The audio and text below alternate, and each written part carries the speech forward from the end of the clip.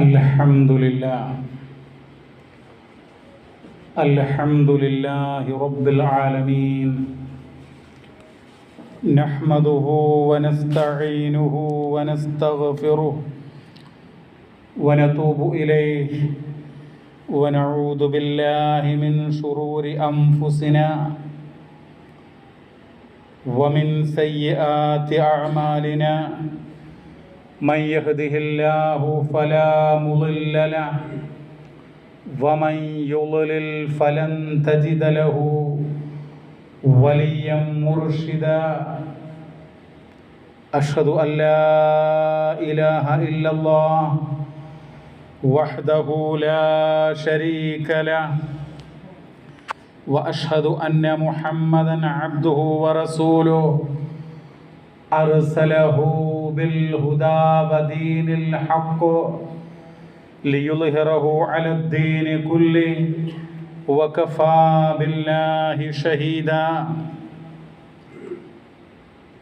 اللهم صل على محمد وعلى آل محمد كما صليت على إبراهيم وعلى آل إبراهيم إنك حميد مجيد اللهم بارك على محمد وعلى آل محمد كما باركت على إبراهيم وعلى آل إبراهيم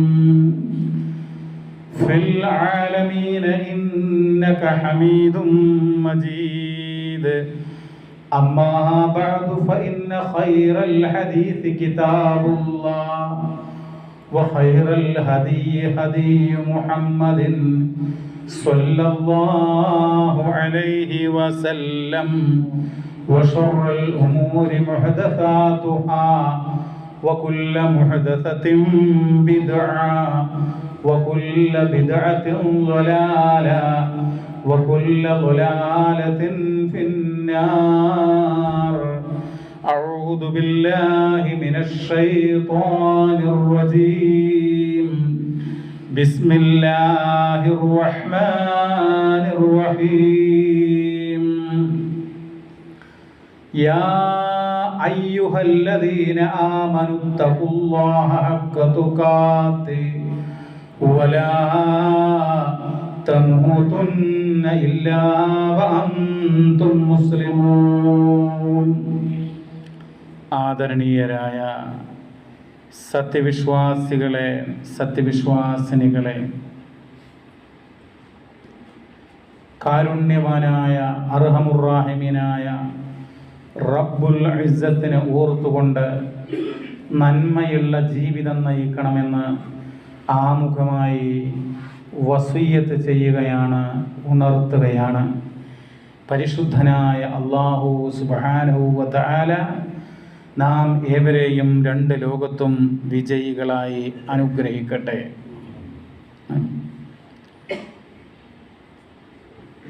ലോകത്ത് ഇന്നത്തെ ഒരു സാമൂഹികമായ അന്തരീക്ഷത്തെക്കുറിച്ച് ചിന്തിക്കുമ്പോൾ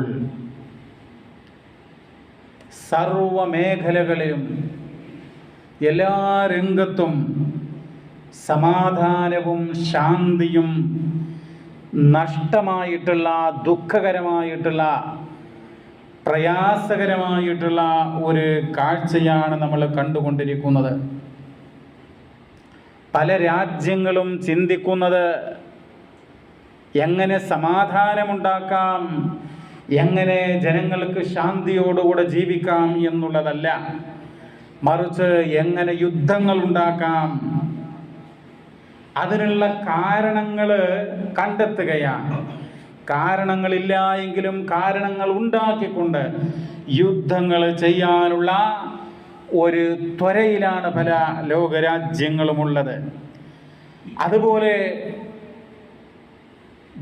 വ്യത്യസ്ത മത സമുദായ വിഭാഗങ്ങൾ പരസ്പരം എങ്ങനെ അനൈക്യമുണ്ടാക്കാം, എങ്ങനെ പോരാട്ടം നടത്താം, എങ്ങനെ ശത്രുത ഉണ്ടാക്കാം എന്നുള്ള കാരണങ്ങൾ അന്വേഷിച്ചുകൊണ്ട് ഇല്ലാത്ത സംഗതികൾ ഉണ്ടാക്കിക്കൊണ്ട് കലാപങ്ങളും സംഘർഷങ്ങളും ഒക്കെ ഉണ്ടാക്കുകയാണ് ചെയ്യുന്നത്.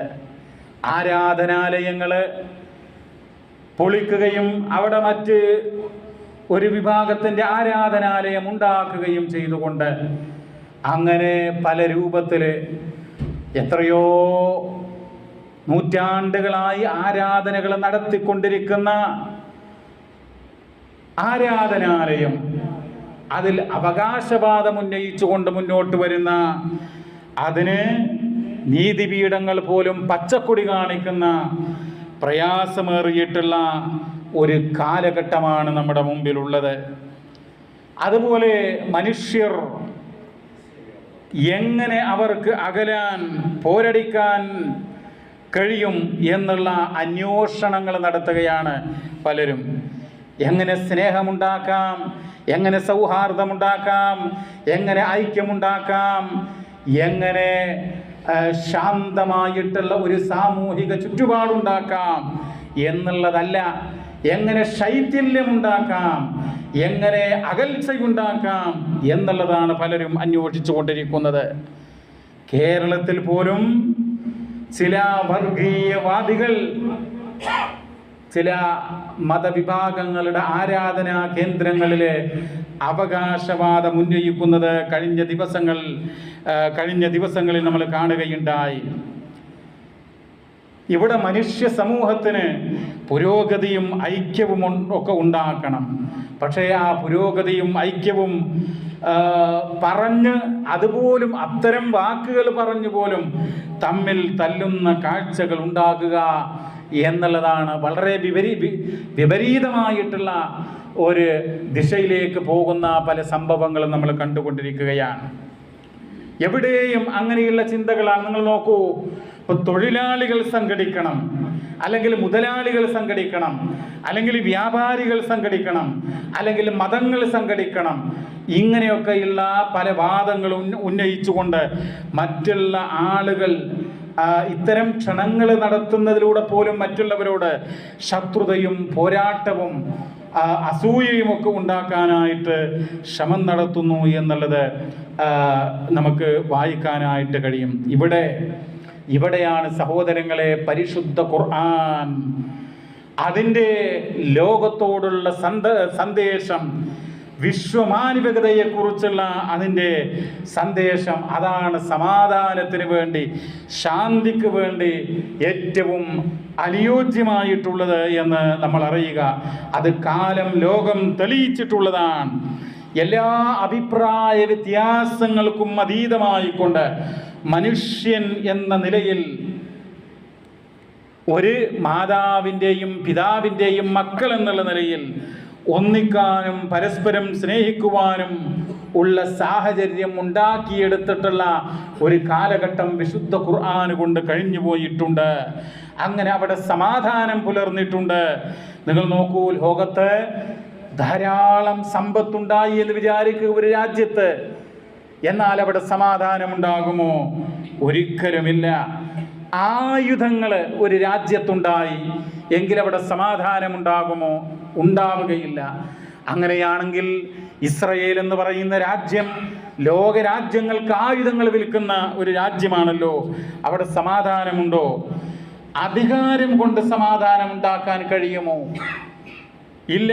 അങ്ങനെയാണെങ്കിൽ പാശ്ചാത്യൻ രാജ്യങ്ങളിൽ, യൂറോപ്യൻ രാജ്യങ്ങളിൽ പലരും സ്ഥിരമായ അധികാരത്തിൻ്റെ, ഇപ്പം അമേരിക്ക പോലും, അവിടെയൊക്കെ സമ്പൂർണമായിട്ടുള്ള സമാധാനവും ശാന്തിയുമുണ്ടോ എന്ന് ചിന്തിക്കുക. അപ്പോൾ ഇങ്ങനെ സമ്പത്ത് കൊണ്ടോ അധികാരം കൊണ്ടോ അതുപോലെയുള്ള സംഗതികൾ കൊണ്ടോ ഒന്നും തന്നെ ശാശ്വതമായിട്ടുള്ള ശരിയായിട്ടുള്ള ഒരു സമാധാനം നമുക്ക് കാണാനായിട്ട് കഴിയില്ല. നിങ്ങൾ നോക്കൂ, ഇങ്ങനെയുള്ള രാജ്യങ്ങൾ അവരുടെ സൗഭാഗ്യം തേടുന്നത് മറ്റുള്ള രാജ്യങ്ങളുടെ അപജയങ്ങൾ അതന്വേഷിക്കുകയും അവരുടെ തളർച്ച അന്വേഷിക്കുകയും അതിലൂടെ നേട്ടങ്ങളും ഔന്നിത്യങ്ങളും ഉണ്ടാക്കാനായിട്ട് ശ്രമിക്കുകയും ചെയ്യുകയാണ്. അങ്ങനെയാണ് അവരുടെ സൗഭാഗ്യം ഉണ്ടാക്കാൻ ശ്രമിക്കുന്നത്.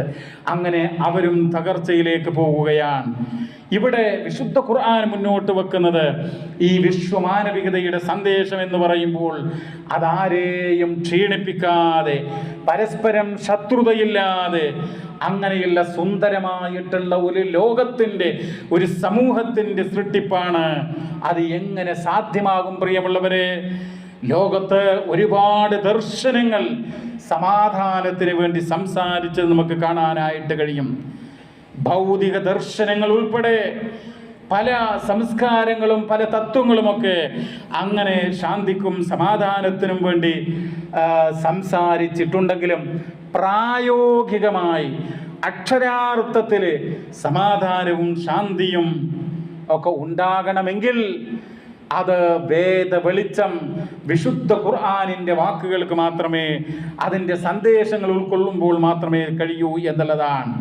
ഇന്ന് നിങ്ങൾ നോക്കൂ, പല ലോകത്ത് പല രാജ്യങ്ങളിലും നിയമവ്യവസ്ഥകളുണ്ട്, രാഷ്ട്രവ്യവസ്ഥകളുണ്ട്, രാഷ്ട്രീയമുണ്ട്, പട്ടാളമുണ്ട്, പോലീസുണ്ട്, കോടതികളുണ്ട്.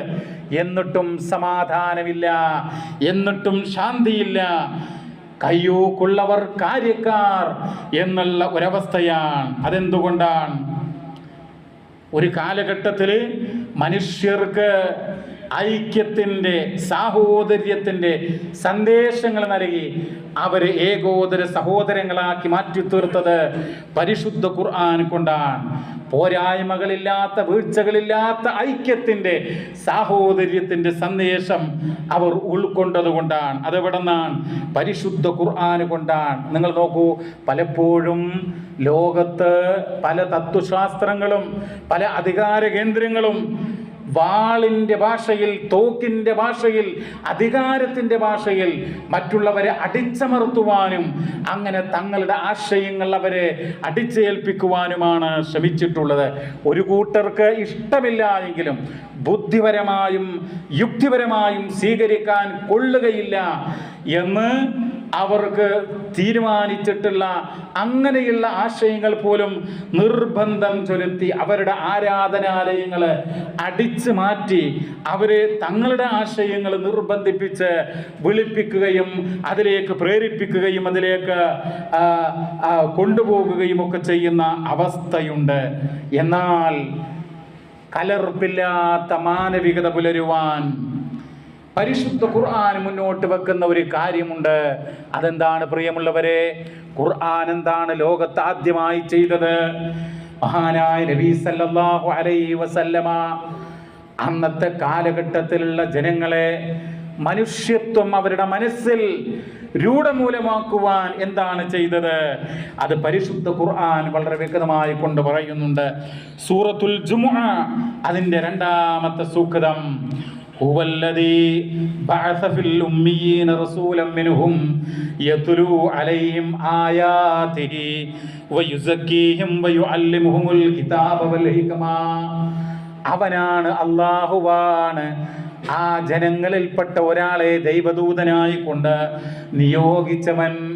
ആ ദൈവദൂതനാകട്ടെ യത്ലൂ അലൈഹിം ആയാതിഹി, അല്ലാഹുവിൻ്റെ വിശുദ്ധ വചനങ്ങൾ, അല്ലാഹുവിൻ്റെ ദൃഷ്ടാന്തങ്ങൾ അവർക്ക് പാരായണം ചെയ്ത് കേൾപ്പിക്കുന്നു. വയുസക്കീഹിം, അവരെ സംസ്കരിക്കുന്നു, അവരുടെ മനസ്സിനെ തിന്മകളിൽ നിന്ന് ശുദ്ധമാക്കിയെടുക്കുന്നു. അതാണ് വയുസക്കീഹിം, തസ്കിയത്ത്, ആത്മവിശുദ്ധി ഉണ്ടാക്കുന്നു. വയുഅല്ലിമുഹുൽ കിതാബ വൽ ഹിക്മ, അല്ലാഹുവിൻ്റെ ആയത്തുകൾ പാരായണം ചെയ്ത് ആ ജനങ്ങളെ സംസ്കരിച്ചെടുക്കുകയും എന്നിട്ട് വിശുദ്ധ ഖുർആനും അതുപോലെ തത്വജ്ഞാനവും അവരെ പഠിപ്പിക്കുകയും ചെയ്യുന്നു. അതാണ് ആ റസൂൽ സല്ലല്ലാഹു അലൈഹി വസല്ലമ ചെയ്തത്. അതാണ് വേദ വെളിച്ചം. മനുഷ്യരുടെ മനസ്സുകൾ നന്നാക്കിയെടുത്താൽ, അവരുടെ മനസ്സുകളിൽ അനുകമ്പയുള്ള, കാരുണ്യമുള്ള, സാർദ്രതയുള്ള ഒരു മനസ്സുകളാക്കി മാറ്റിയാൽ അവിടെ ശത്രുതയുണ്ടാവുകയില്ല, അവിടെ അസൂയ ഉണ്ടാവുകയില്ല, അവിടെ പോരടിക്കണം എന്നുള്ള ചിന്തയുണ്ടാവുകയില്ല. അങ്ങനെ സുന്ദരമായിട്ടുള്ള ഒരു സാമൂഹ്യ സൃഷ്ടി ഉണ്ടാകുന്നു. നിങ്ങൾ നോക്കൂ, സാമ്പത്തികമായിട്ടുള്ള പ്രശ്നം അത് പരിഹരിക്കുന്നതിലൂടെ ഒരു സമൂഹത്തിൽ ശാന്തി കൈവന്നോളണം എന്നില്ല. അതുപോലെ വൈജ്ഞാനികമായി എല്ലാവരും ഉയർന്ന തലത്തിലെത്തിയാലും ശരി അവിടെ കൃത്യമായിട്ടുള്ള ശാന്തിയും സമാധാനവും ഉണ്ടായിക്കൊള്ളണമെന്നില്ല. മറിച്ച് അതൊക്കെ ഉണ്ടാവണമെങ്കിൽ ഒന്നാമതായി വേണ്ടത് മനുഷ്യരുടെ മനസ്സ് നന്നാവണം. അതാണ് വിശുദ്ധ ഖുർആൻ ചെയ്തിട്ടുള്ളത്. അതാണ് അംബിയ മുർസലീങ്ങൾ മഹാനായ മുഹമ്മദ് നബി സല്ലല്ലാഹു അലൈഹി വസല്ലമ ചെയ്തിട്ടുള്ളത്. വിശുദ്ധ ഖുർആൻ അതാണ് ആ ജനങ്ങളെ അവരുടെ മനസ്സുകളെ സംസ്കരിച്ചെടുത്തു എന്നുള്ളതാണ്. സൂറത്തു ഖാഫ് വിശുദ്ധ ഖുർആനിലെ 50-ാം അധ്യായമാണ്. അതിലെ ഒരു സൂക്തം വലഖദ് ഖലഖനൽ ഇൻസാന വനഅലമു മാ തുവസ്വിസു ബിഹി നഫ്സു വനഹനു അഖറബു ഇലൈഹി മിൻ ഹബ്ലിൽ വരീദ്. മനുഷ്യനെ നാം തീർച്ചയായും സൃഷ്ടിച്ചു, എന്നിട്ട് അവൻ്റെ മനസ്സിനകത്തുള്ള മന്ത്രം അതുപോലും നാം കൃത്യമായി അറിയുന്നു. വനഹനു അഖറബു ഇലൈഹി മിൻ ഹബ്ലിൽ വരീദ്. അവൻ്റെ കണ്ഠനാടിയേക്കാൾ നാം അവനോട് സമീപസ്ഥനാണ്. ഈ ഒരു വിശ്വാസം, അല്ലാഹുവിനെ കുറിച്ചുള്ള ആ ഒരു ഈമാൻ, വിശ്വാസം, അഖീദ ആ ജനങ്ങളുടെ മനസ്സുകളിൽ നട്ടുപിടിപ്പിച്ചു. അതാണ് ഇസ്ലാം ചെയ്തത്. അങ്ങനെ കൃത്യമായിട്ടുള്ള സർവ്വലോക സൃഷ്ടാവിനെ കുറിച്ചുള്ള ഒരു വിശ്വാസം അവരുടെ മനസ്സുകളിൽ ഉണ്ടാക്കിയെടുത്തു. അങ്ങനെ അവരെന്ത് ചെയ്തു? എന്തൊരു പ്രവർത്തനം ചെയ്യുമ്പോഴും അള്ളാഹുവിനെ ഭയപ്പെട്ടു. അങ്ങനെ ഭയപ്പെടുമ്പോഴോ പരിശുദ്ധ ഖുർആൻ പറയുകയാണ്, വഅമ്മാമൻ ഖാഫ മഖാമ റബ്ബിഹി വനഹൻ നഫ്സ അനിൽ ഹവാ ഫഇന്നൽ ജന്നത ഹിയൽ മഅ്വാ. തൻ്റെ രക്ഷിതാവിൻ്റെ സ്ഥാനം ഏതൊരുവൻ ഭയപ്പെട്ടുവോ, സഹോദരങ്ങളെ, രാവെന്നോ പകലെന്നോ വ്യത്യാസമില്ലാതെ, രഹസ്യമെന്നോ പരസ്യമെന്നോ വ്യത്യാസമില്ലാതെ, സമ്പത്താകട്ടെ, കുടുംബമാകട്ടെ, സാമൂഹ്യ തലമാകട്ടെ, സർവ്വരംഗങ്ങളിലും അള്ളാഹുവിനെ, തൻ്റെ റബ്ബിനെ സൂക്ഷിച്ചുകൊണ്ട് ഓരോ ചലനങ്ങളും ഓരോ വാക്കുകളും ഓരോ പ്രവർത്തനങ്ങളും ഏതൊരുവൻ നിർവഹിക്കുന്നുവോ, എന്നിട്ടോ വനഹൻ നഫ്സ അനിൽ ഹവാ, തന്നിഷ്ടത്തിൽ നിന്ന്, സ്വന്തം ഇച്ഛകളിൽ നിന്ന്, തോന്നിവാസങ്ങളിൽ നിന്ന് മനസ്സിനെ തടയുക. ഈ രണ്ട് കാര്യങ്ങൾ ചെയ്യുന്നവർ അവരുടെ മനസ്സിനെ നന്നാക്കിയെടുത്തു. അങ്ങനെ മനസ്സിനെ നന്നാക്കിയെടുക്കുന്ന, തസ്ഗീയത്തുണ്ടാക്കിയെടുത്തിട്ടുള്ള ആളുകൾ അവർക്കെന്താണ്? ഫഇന്നൽ ജന്നത ഹിയൽ മഅ്വാ, സ്വർഗ്ഗമാണ് അവരുടെ വാസസ്ഥലം. സഹോദരങ്ങളെ, പരിശുദ്ധ ഖുർആൻ പറഞ്ഞല്ലോ, യാ അയ്യുഹല്ലദീന ആമനൂ ഖൂ അൻഫുസകും വഅഹ്ലീകും നാറാ വഖൂദുഹൻ നാസു വൽ ഹിജാറ. ഹേ സത്യവിശ്വാസികളെ, നിങ്ങൾ നിങ്ങളുടെ ശരീരങ്ങളെ, നിങ്ങളുടെ മനസ്സുകളെ നിങ്ങൾ കാത്തുകൊള്ളണം. വഅഹ്ലീകും, നിങ്ങളുടെ മനസ്സുകളെ, നിങ്ങളുടെ ശരീരങ്ങൾ മാത്രം പോരാ, മറിച്ച് നിങ്ങളുടെ കുടുംബത്തിലെ എല്ലാവരുടെയും മനസ്സുകളും ശരീരങ്ങളും കാത്തു സൂക്ഷിക്കണം. എവിടെന്ന്? നാറാ, അല്ലാഹുവിൻ്റെ ആ പരലോകത്തുള്ള അഗ്നികുണ്ഡാരത്തിൽ നിന്ന്. അതിൽ നിന്ന് കാത്തുകൊള്ളുക എന്ന് പറഞ്ഞാൽ അതിൻ്റെ ഒന്നാമത്തെ പടി നമ്മുടെ മനസ്സ് അതിനെ നന്നാക്കി എടുക്കുക എന്നുള്ളതാണ്. ആ തീ എന്ന് പറഞ്ഞാൽ, ആ അഗ്നികുണ്ഡം എന്ന് പറഞ്ഞാൽ വഖൂദുഹൻ നാസു വൽ ഹിജാറ, മനുഷ്യരെയും കല്ലുകളെയുമാണ് അവിടെ കത്തിക്കപ്പെടുക. അതിൻ്റെ ഇന്ധനം എന്ന് പറയുന്നത്, ഒരു വാഹനമോട്ടാൻ പെട്രോൾ വേണമെങ്കിൽ ആ നരകത്തിൻ്റെ ഇന്ധനം മനുഷ്യരും കല്ലുകളുമായിരിക്കും. ആ ഒരു ചിന്ത, പരലോക ചിന്ത, ആ ഖിയാമത്ത് നാളിനെ കുറിച്ചുള്ള ചിന്ത മനുഷ്യന്റെ മനസ്സിനെ നന്നാക്കും എന്നുള്ളതാണ്. സഹോദരങ്ങളെ, അങ്ങനെ മനുഷ്യന്റെ മനസ്സിനെ നന്നാക്കി എടുക്കപ്പെട്ടാൽ അങ്ങനെയുള്ള സമൂഹത്തില് ശാന്തിയും സമാധാനവും ഉണ്ടാകുമെന്നാണ്. മറ്റൊന്ന്, ഖുർആൻ മുന്നോട്ട് വെക്കുന്ന ഒരു കാര്യമെന്ന് പറയുന്നത് മറ്റുള്ളവരെ ബഹുമാനിക്കുക എന്നുള്ളതാണ്, മറ്റുള്ളവരെ ആദരിക്കുക എന്നുള്ളതാണ്. അവൻ്റെ ചിന്തയും അവൻ്റെ പ്രത്യയശാസ്ത്രങ്ങളുമൊക്കെ വകവെച്ചു കൊടുക്കാനുള്ള ഒരു വിശാല ഹൃദയം നമുക്കുണ്ടാവുക എന്നുള്ളതാണ്. പരിശുദ്ധ ഖുർആൻ അതിലെ ഏറ്റവും മഹത്വമേറിയിട്ടുള്ള ആയത്ത് നമുക്കറിയാം, ആയത്തുൽ കുർസിയാണ്. വിശുദ്ധ ഖുർആന്റെ 2-ാം അധ്യായം സൂറത്തുൽ ബഖറയുടെ 255-ാമത്തെ വചനം. അതാണല്ലോ ആയത്തുൽ കുർസി. അള്ളാഹുവിന്റെ ഭാരമായിട്ടുള്ള അധികാരത്തെയും ഖുദ്റത്തിനെയും ഒക്കെ അതിൽ വിവരിക്കുന്നുണ്ട്, അള്ളാഹുവിനെ കുറിച്ച് പഠിപ്പിക്കുകയാണ്. എന്നിട്ട് പറയുന്നത് എന്താ? ലാ ഇക്റാഹ ഫിദ്ദീൻ. 2-ാം അധ്യായം 256-ാമത്തെ വചനം. അതിന്റെ അർത്ഥം എന്താ? മതത്തിൽ നിർബന്ധം ചൊലുത്തലില്ല. അതായത് ഒരാളെ അധികാരത്തിന്റെ ബലം ഉപയോഗിച്ചുകൊണ്ട്, വാളുപയോഗിച്ചുകൊണ്ട്, തോക്കുപയോഗിച്ചുകൊണ്ട് അയാൾക്ക് ഇഷ്ടമല്ലെങ്കിലും മതത്തില് അയാളെ കൂട്ടിച്ചേർക്കുക എന്നുള്ളത് ശരിയല്ല എന്നുള്ളതാണ്. ലവ് ജിഹാദിനെ കുറിച്ച് ധാരാളമായിട്ട് അങ്ങനെയൊന്നില്ല എന്ന് നമ്മുടെ ഈ രാജ്യത്തിൻ്റെ പല സംവിധാനങ്ങളും പ്രഖ്യാപിച്ചു. എന്നിട്ടും അതുണ്ട് എന്ന്, അതില്ല എന്ന് പറയേണ്ടവർ പോലും പറയുന്ന ദുഃഖകരമായിട്ടുള്ള ഒരു കാഴ്ച നമ്മൾ കുറെ കാലമായി കേൾക്കുന്നു. പരിശുദ്ധ ഖുർആൻ പറയുന്നത് ലാ ഇക്റാഹ ഫിദ്ദീൻ, മതത്തിൽ അങ്ങനെ നിർബന്ധം ചെലുത്തലില്ല. ഇസ്ലാം എന്ന് പറയുന്നത് മറ്റുള്ളവർക്ക് അവരുടെ ചിന്താ സ്വാതന്ത്ര്യം അനുവദിച്ചു കൊടുത്തിട്ടുള്ള മതമാണ്. പരിശുദ്ധ ഖുർആനിന്റെ 18-ാം അധ്യായം സൂറത്തുൽ കഹ്ഫ് അതിന്റെ 29-ാമത്തെ വചനം. അതിലെന്താ പറയുന്നത്? ഖുലിൽ ഹഖ്ഖു മിർ റബ്ബിക്കും, സത്യം അത് നിങ്ങളുടെ രക്ഷിതാവിങ്കൽ നിന്ന് തന്നെയാണ്. സത്യം അത് പരിശുദ്ധ ഇസ്ലാമാണ്. അത് അംഗീകരിച്ച് ജീവിച്ചാലേ പാരത്രികമായിട്ടുള്ള വിജയമുണ്ടാവൂ. ആ കാര്യത്തിൽ ഒരു സംശയവും വേണ്ട. എന്നാൽ ഈ സത്യമെന്ന് പറയുന്നത് ഇഷ്ടമില്ലാത്തവരെ അടിച്ചേൽപ്പിക്കണമോ? വിശുദ്ധ ഖുർആൻ ഈ ആയത്തിൽ പറയാൻ 18-ാം അധ്യായം സൂറത്തുൽ കഹ്ഫ് 29-ാമത്തെ വചനം. ഫമൻ ശാഅ ഫൽയുമിൻ, ഉദ്ദേശിക്കുന്നവൻ വിശ്വസിക്കട്ടെ. വമൻ ശാഅ ഫൽയക്ഫുർ, ഉദ്ദേശിക്കാത്ത ആളുകൾ അവൻ അവിശ്വസിക്കട്ടെ എന്നുള്ളതാണ്. അതേ പരിശുദ്ധ ഇസ്ലാം അവരുടെ ചിന്താ സ്വാതന്ത്ര്യം, അവരുടെ വിശ്വാസ സ്വാതന്ത്ര്യം അവർക്ക് വകവെച്ചു കൊടുത്തിരിക്കുകയാണ്.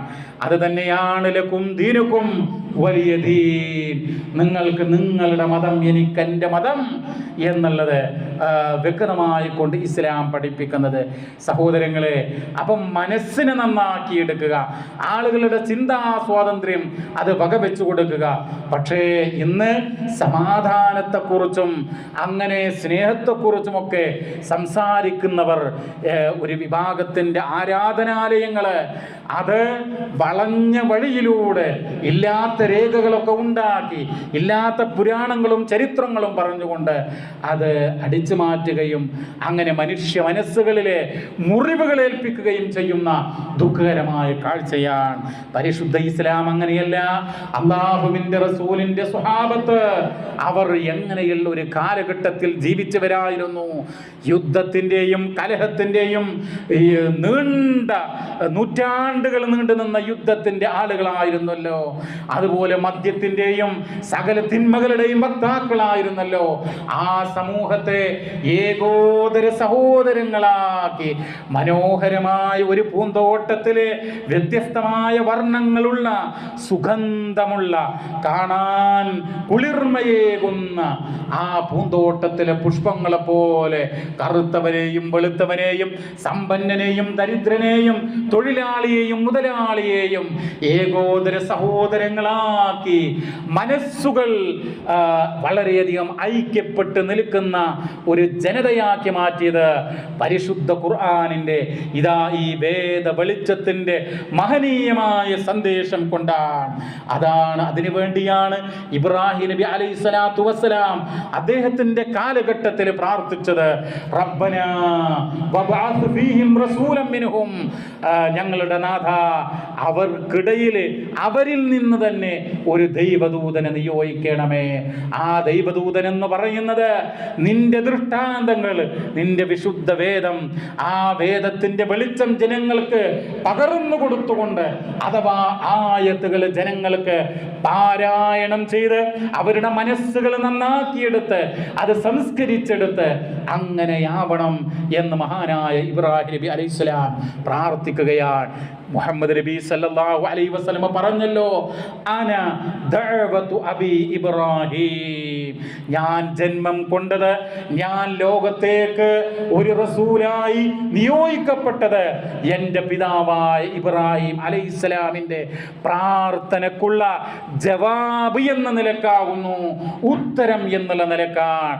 അതേ ഇബ്രാഹിം നബിയുടെ ആ പ്രാർത്ഥനക്ക് അള്ളാഹു നൽകിയ ഉത്തരമാണ് മുഹമ്മദ് നബിയുടെ നിയോഗമനം. ആ ഇബ്രാഹിം നബി പ്രാർത്ഥിച്ചതുപോലെ വിശുദ്ധ ഖുർആനിന്റെ വേദത്തിന്റെ വെളിച്ചം ജനങ്ങൾക്ക് ഇങ്ങനെ പകർന്നു കൊടുത്ത് കാടന്മാരായിട്ടുള്ള കഠിന ഹൃദയന്മാരായിട്ടുള്ള ആ മനുഷ്യർ, ജാഹിലിയ കാലഘട്ടം, അന്ധകാരം, ഡാർക്ക് ഏജ്, അതിൻ്റെ ആളുകളെ മനസ്സിൽ നിർമ്മലതയുള്ള, മനസ്സിൽ സ്നേഹമുള്ള, കാരുണ്യമുള്ള, ആർദ്രതയുള്ള, സൗഹാർദ്ദമുള്ള, അങ്ങനെയുള്ള മാനവികത ഉൾക്കൊണ്ടിട്ടുള്ള ഒരു ജനവിഭാഗമാക്കി മാറ്റി. അത് വിശുദ്ധ ഖുർആൻ കൊണ്ടാണ്. ആ ഖുർആനാണ് ലോകത്തിൻ്റെ എല്ലാ സമസ്യകൾക്കും പരിഹാരം എന്നുള്ളത്, യഥാർത്ഥ പരിഹാരം എന്നുള്ളത് നമ്മൾ അറിയുക. ആ ഖുർആനിനെ കൃത്യമായി അറിയുക. ഖുർആനിൻ്റെ നൂർ, അതിൻ്റെ പ്രകാശം, ഖുർആനിൻ്റെ വെളിച്ചം അഥവാ വേദത്തിൻ്റെ വെളിച്ചം, അതിലൂടെ മാത്രമേ ലോകത്ത് യഥാർത്ഥ വിധത്തിൽ മാനവികത പുലരുകയുള്ളൂ എന്ന് നമ്മൾ അറിയുക. ഖുർആനിൻ്റെ വാഹകരായി അക്ഷരാർത്ഥത്തിൽ നമ്മൾ മാറുക. പരിശുദ്ധനായ റബ്ബ് നമ്മെ അനുഗ്രഹിക്കുമാറാവട്ടെ.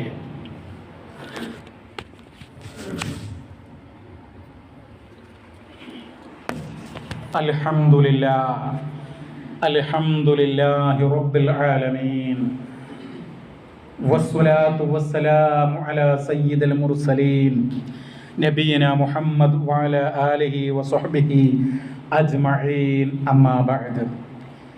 സ്നേഹമുള്ള സഹോദരീ സഹോദരങ്ങളെ, അള്ളാഹുവിനെ ഓർത്തുകൊണ്ട് നല്ല വ്യക്തിത്വങ്ങളായി ജീവിക്കണം. അള്ളാഹുവിൻ്റെ തൃപ്തിയും പൊരുത്തവും കിട്ടുന്ന രൂപത്തിൽ നല്ല ഈമാനോടുകൂടെ നല്ല പുണ്യകർമ്മങ്ങൾ അനുഷ്ഠിച്ചുകൊണ്ട് നല്ല വ്യക്തിത്വങ്ങളായി ജീവിക്കണം എന്ന് ഒരിക്കൽ കൂടെ ഉണർത്തുകയാണ്, വസിയ്യത്ത് ചെയ്യുകയാണ്. സഹോദരങ്ങളെ, നമ്മുടെ ഈ മഹത്തായ തൗഹീദി പ്രസ്ഥാനത്തിൻ്റെ സമ്മേളനം ആഗതമായി കൊണ്ടിരിക്കുകയാണ്. അവിടെ ഒരു സയൻസ് എക്സിബിഷൻ ഉണ്ട്. അതെന്ന് പറയുന്നത് ഒരുപാട് ശാസ്ത്ര ശാഖകളിലുള്ള അത്ഭുതകരമായ വിജ്ഞാനങ്ങൾ പകർന്നു നൽകുന്ന ഒന്നാണ്. അത് ഇന്ന് ആരംഭിക്കുകയാണ്. ഇന്ന് 9-ാം തീയതി വൈകിട്ട് മുതൽ ആരംഭിക്കുകയാണ്. നമ്മുടെ കുട്ടികളും നമ്മുടെ കുടുംബവും ഒക്കെ കാണേണ്ടതാണ്. കണ്ടില്ലാത്തവൻ്റെ പ്രയാസങ്ങളും അതുപോലെ തന്നെ സമുദ്രശാസ്ത്രം, അതുപോലെ വാനശാസ്ത്രം, ഇങ്ങനെ 10ഓളം വ്യത്യസ്തമായിട്ടുള്ള സംഗതികളിലുള്ള വിവിധങ്ങളായിട്ടുള്ള വിജ്ഞാനങ്ങൾ നൽകുന്ന പിന്നെ ഏറെ പ്രയോജനപ്പെടുന്ന ഒരു എക്സിബിഷനാണത്. അത് കാണാനായിട്ട് ശ്രമിക്കണം എന്ന് ഉണർത്തുകയാണ്. അതുപോലെ അവിടെ മറ്റ് പല സംരംഭങ്ങളുമുണ്ട്. ആ കാര്യത്തെക്കുറിച്ച് അന്വേഷിച്ച് മനസ്സിലാക്കി അത് ഉപയോഗപ്പെടുത്തണം എന്നാണ് ഉണർത്തുവാനുള്ളത്. വളരെ പ്രധാനപ്പെട്ട മറ്റൊരു കാര്യം, നമ്മുടെ ഈ മഹത്തായ പ്രസ്ഥാനത്തിൻ്റെ പിന്നെ വലിയൊരു അഭ്യുദയകാംക്ഷി പാറപ്പുറത്ത് ബാവഹാജി എന്ന് പറയുന്ന വ്യക്തിത്വം നിങ്ങൾക്കെല്ലാവർക്കും അറിയാവുന്നതാണ്. അദ്ദേഹം ഈ സമ്മേളനത്തിൻ്റെ ഒരു ചെയർമാൻ കൂടിയാണ്. അദ്ദേഹം വളരെയധികം ശാരീരികമായ പ്രയാസങ്ങൾ അനുഭവിച്ചുകൊണ്ട് ഇവിടെ പെരിന്തൽമണ്ണ അൽഷിഫ ഹോസ്പിറ്റലിൽ പ്രത്യേകം പരിചരണ വിഭാഗത്തിൽ അഡ്മിറ്റ് ചെയ്യപ്പെട്ടിരിക്കുകയാണ്. അദ്ദേഹത്തിന് നിങ്ങൾ ഈ ജുമഅയുടെ ഉത്ബോധനത്തിൽ പ്രാർത്ഥിക്കണമെന്ന് പ്രത്യേകം ആവശ്യപ്പെട്ടിരിക്കുകയാണ്. സഹോദരങ്ങളെ, ആത്മാർത്ഥമായി കൊണ്ട് ഈ മഹനീയമായ സന്ദർഭത്തിൽ അല്ലാഹുവേ അർഹമുർ റഹീമീനായ നാഥ, മുസ്ലിം ഉമ്മത്തിന് തൗഹീദി പ്രസ്ഥാനത്തിന് ഒട്ടേറെ സേവനങ്ങൾ ചെയ്തിട്ടുള്ള ആ വ്യക്തിക്ക് നിന്റെ റഹ്മത്ത് കൊണ്ട്, നിന്റെ മഹത്തായ ഫദല് കൊണ്ട് സമാധാനവും ശാന്തിയും നൽകുകയും അദ്ദേഹത്തിന് ശിഫ നൽകുകയും അദ്ദേഹത്തിൻ്റെ ശരീരത്തിനും മനസ്സിനും കുളിർമ നൽകുകയും ചെയ്യണമേ റഹ്മാനെ. അള്ളാഹുവേ, ഞങ്ങളുടെ കൂട്ടത്തിൽ അതുപോലെ രോഗങ്ങൾ ബാധിച്ച് മാരകമായിട്ടുള്ള രോഗങ്ങൾ ബാധിച്ച് വിഷമിക്കുന്ന ഒട്ടേറെ സഹോദരങ്ങളുണ്ട്. അവരുടെ പ്രയാസങ്ങൾ നീ ദൂരീകരിച്ച് അവരെ അനുഗ്രഹിക്കണമേ. അള്ളാഹുവേ, മരണപ്പെട്ടു പോയ ഞങ്ങളുടെ മാതാപിതാക്കൾ, ഞങ്ങളുടെ സഹോദരി സഹോദരങ്ങൾ, അവർക്കെല്ലാവർക്കും നീ മഗ്ഫിറത്തും മർഹമത്തും നൽകി അനുഗ്രഹിക്കണമേ. അള്ളാഹുവേ, മരിക്കുന്ന സന്ദർഭത്തിൽ ഈമാനോടുകൂടെ നിന്റെ പൊരുത്തത്തോടുകൂടെ ഈ ദുനിയാവിൽ നിന്ന് വിട പറയുന്ന സജ്ജനങ്ങളുടെ സ്വാലിഹീങ്ങളുടെ കൂട്ടത്തിൽ ഞങ്ങൾ ഏവരെയും നീ ഉൾപ്പെടുത്തി അനുഗ്രഹിക്കണമേ. അല്ലാഹുമ്മ ഗഫിറിൽ മുഅ്മിനീന വൽ മുഅ്മിനാത്ത് വൽ മുസ്ലിമീന വൽ മുസ്ലിമാത്ത് അൽ അഹ്യാഇ മിൻഹും വൽ അംവാത്ത് ഇന്നക മുജീബുദ് ദഅവാതി വയാ ഖാദിയൽ ഹാജാത്ത് റബ്ബന ഗഫിർ ലനാ വലി ഇഖ്വാനിന الذين سبقونا بالإيمان ولا تجعل في قلوبنا غلا للذين آمنوا ربنا إنك رؤوف رحيم ربنا ظلمنا أنفسنا وإن لم تغفر لنا وترحمنا لنكونن من الخاسرين ربنا آتنا في الدنيا حسنة وفي الآخرة حسنة وقنا عذاب النار ربنا تقبل منا إنك أنت السميع العليم وتب علينا إنك أنت التواب الرحيم واغفر لنا إنك أنت الغفور الرحيم وارحمنا إنك أنت أرحم الراحمين صلى الله على نبينا محمد والحمد لله رب العالمين.